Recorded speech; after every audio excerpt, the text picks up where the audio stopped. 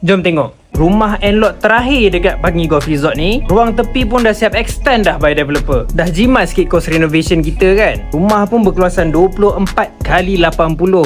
Ada 5 bilik dan 5 tandas. Dan yang paling penting, dia betul-betul dekat Bandar Baru Bangi. Dekat dengan Masjid Al-Sanah, sebelah je dengan Tasik Cempaka. Nak masuk exit ke Plus pun senang untuk ke KL dan ke Semenyih. Kedai-kedai memang tak payah cakap, memang merata semua ada. BBB kan, memang kawasan dah macet, tak payah risau dah pembangunan. Bahagian dalam pula dah siap dengan plaster ceiling, kipas, aircon. Projek ni dijangka siap dalam Q3 atau Q4 2026. Tapi end-lot ni memang dah siap. Bolehlah abang akak datang tengok terus rumah ni. Untuk harga end-lot terakhir ni dalam 1.6, tapi intermediate pun banyak lagi dalam 1.15.